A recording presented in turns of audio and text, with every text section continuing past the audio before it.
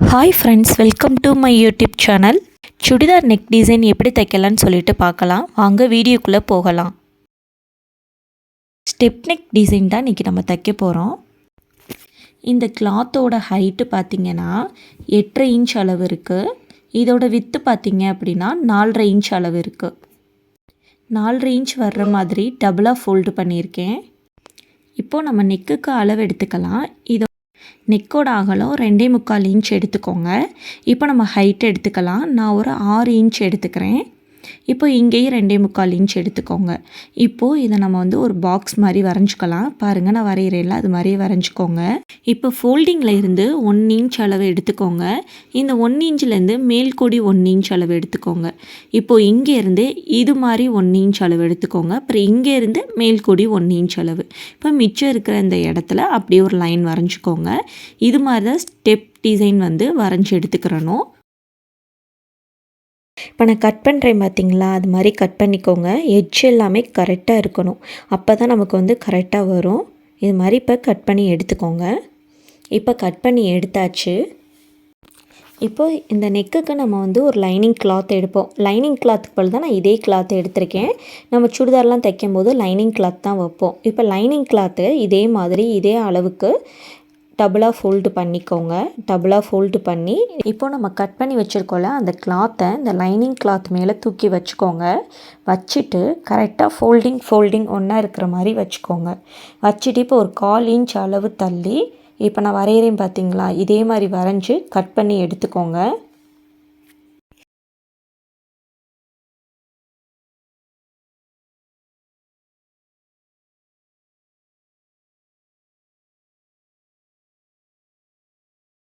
இப்போ இதையும் நம்ம கட் பண்ணி எடுத்தாச்சு.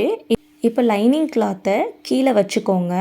லைனிங் கிளாத்தோட நல்ல பக்கமும் நம்ம சுடிதாரோட நெக் டிசைன் நல்ல பக்கமும் ஒன்றா இருக்கிற மாதிரி வச்சுக்கோங்க. இப்போ நான் 1/4 இன்ச் அளவு வரைகிறேன் பார்த்தீங்களா, அது மாதிரி நீங்களும் ஒரு 1/4 இன்ச் அளவு வரைஞ்சிக்கோங்க. வரைஞ்சிட்டு இதை இந்த 1/4 இன்ச் மேலேயே ஸ்டிச்சஸ் போட்டு எடுத்துக்கோங்க. ஸ்டிச்சஸ் போடும்போது இந்த எட்ஜ் கரெக்டாக வரணும். அதுக்காக நீங்கள் இது மாதிரி தையல் போட்டு ஊசி கீழே இறக்கிக்கோங்க கரெக்டாக அந்த பாயிண்டில். அதுக்கப்புறம் உங்கள் கிளாத் மட்டும் திரும்பணும். ஓகேவா? கிளாத்தை மட்டும் திரும்ப இதே மாதிரி வச்சு தையல் போட்டுக்கோங்க. இப்போ திரும்ப பாருங்கள், இதே மாதிரி ஊசி கீழே இறக்கி இது மாதிரி நீங்கள் போட்டிங்கன்னா மட்டும்தான் உங்களுக்கு கரெக்டான ஃபினிஷிங் கிடைக்கும்.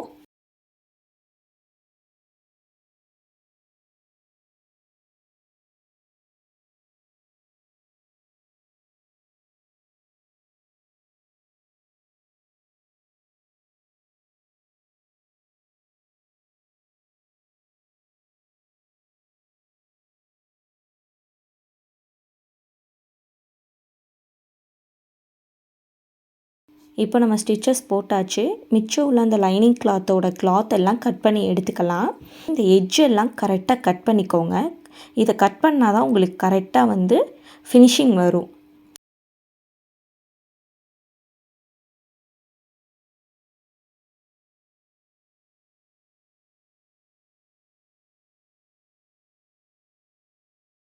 இப்போ நம்ம எட்ஜை ஃபுல்லாக கட் பண்ணி எடுத்தாச்சு. இப்போ பாருங்கள், நம்ம சைடாக வச்சு இதே மாதிரி மிச்ச இடத்துலையும் கட் பண்ணிக்குவோம்.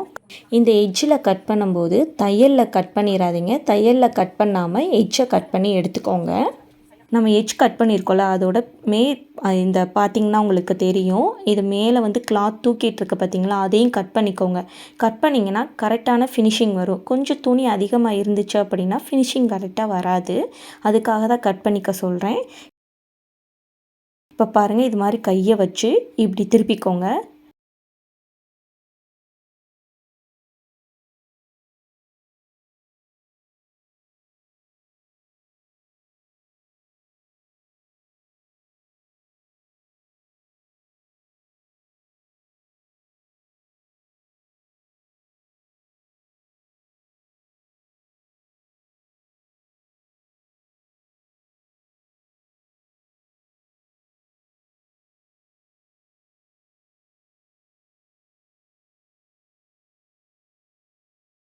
பார்த்திங்களா, திருப்பியாச்சு. நல்லா ஸ்டார் போல் நமக்கு அழகாக வந்துருச்சு அந்த எட்ஜ் ஃபுல்லாக.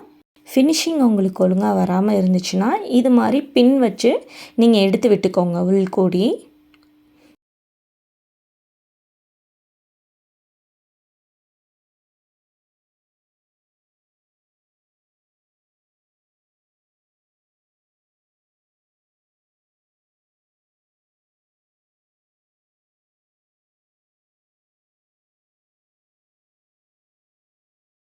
இப்போ நம்ம முடிச்சாச்சு.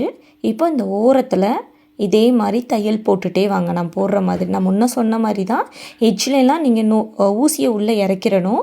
இறக்கிட்டு உங்கள் கிளாத்து மட்டும்தான் திரும்பணும். இதே மாதிரி தையல் போட்டுகிட்டே வாங்க.